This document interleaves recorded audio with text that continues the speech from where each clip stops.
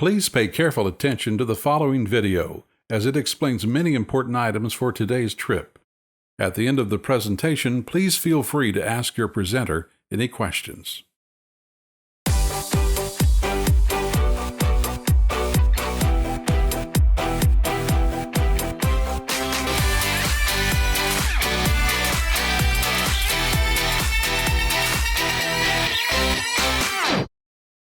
No doubt about it, whitewater activities are a blast. But it's important to realize that to fully enjoy the river, you need skills and knowledge. River running is not a routine and predictable activity. Whitewater boating is an active participation sport with inherent risk. The joy of river running begins with an attitude focused on avoiding problems. The next step of preparation starts when you dress for the river. Cold water and hypothermia are obvious threats on nasty days, but good weather days can be deceptive. Know the water temperature. And dress accordingly. With chilly water or weather, you'll want warmer protection, like a paddling jacket or a wetsuit.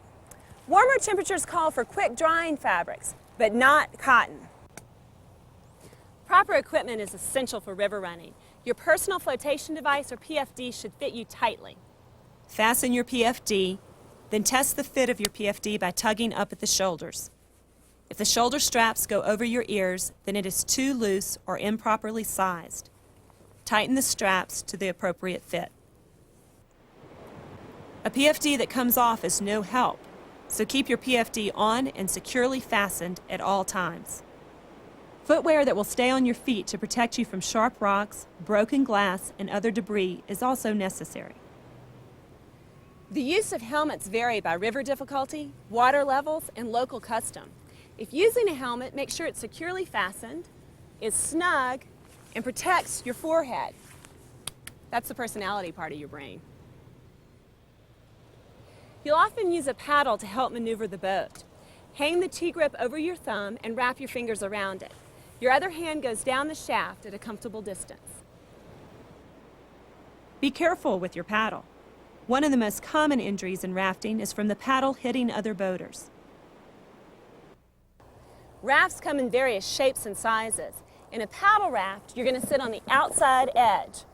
Yep, that's the best place to both brace yourself in and still be able to reach the water with your paddle. Feet go flat on the floor, legs brace against the outside tubes.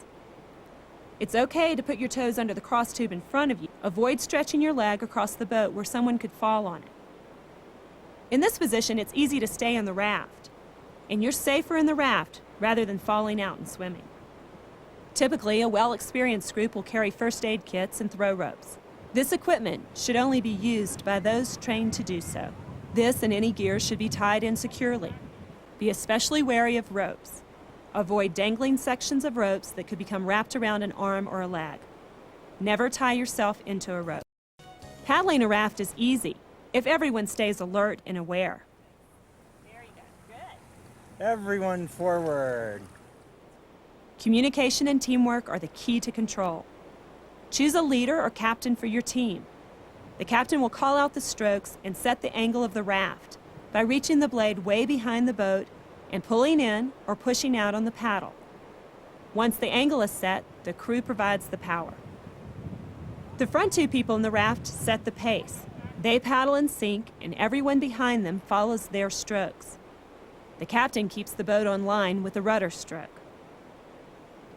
When the captain gives the command for a forward stroke, each paddler will reach forward with the paddle and pull through the water to their hip. With drift or stop, all paddlers take their paddles out of the water and wait for the next command. If the captain gives the command for a reverse stroke, each paddler will reach back with the paddle and push through the water to their hip. The captain can also use the crew to spin the boat by calling for one side to paddle forward and the other side to back paddle. Forward on the left, back on the right. Forward on the left, back on the right. Forward on the left, back on the right.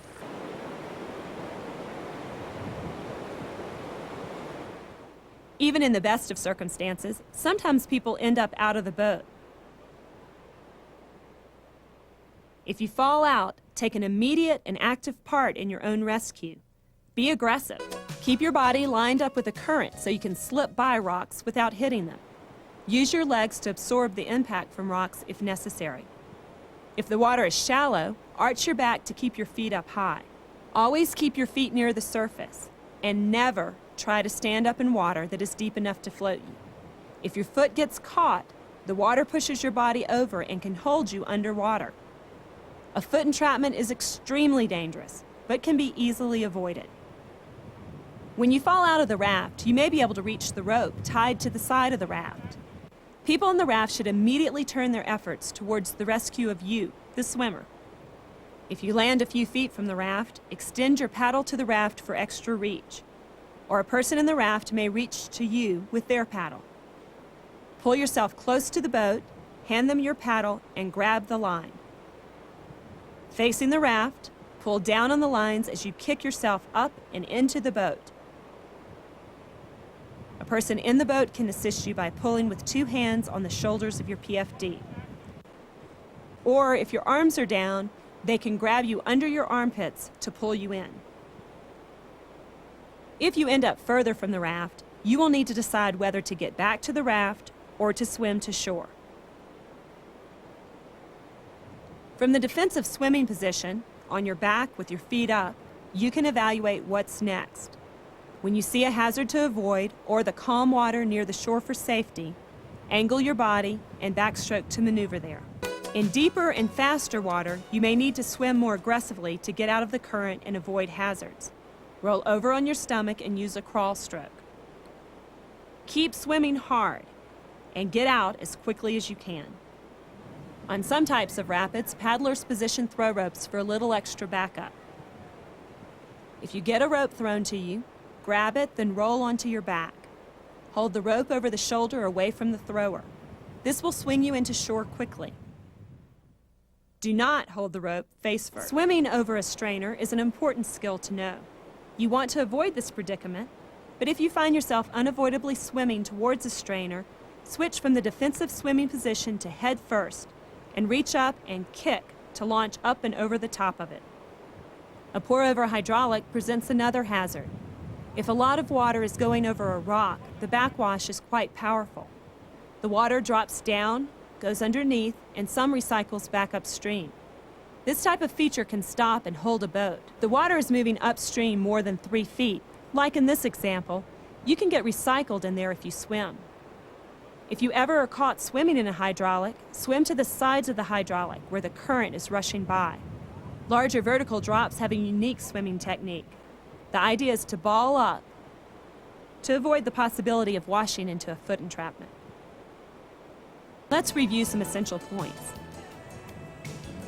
Good boating includes choosing the appropriate river, paddling with a group, fitting the PFD properly, staying in the boat, immediately rescuing swimmers in the water, swimming defensively, feet up and feet downstream, swimming aggressively away from hazards, swimming aggressively towards where you want to be, recognizing and avoiding hazards.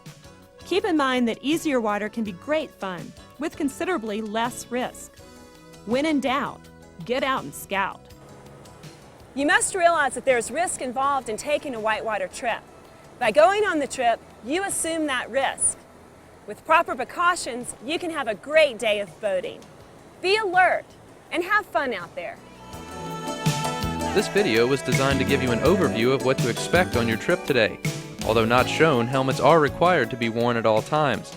Wetsuit and splash top rentals are available inside if desired. Also, please tell the presenter and/or your guide in private of any medical or emotional conditions which are relevant to the activity you are participating in. Before departing on your trip, please listen to any additional information provided by your presenter. Your guides do work for tips, so if you feel they've done a good job, I'm sure they would appreciate it at the end. Thanks again and have a great day.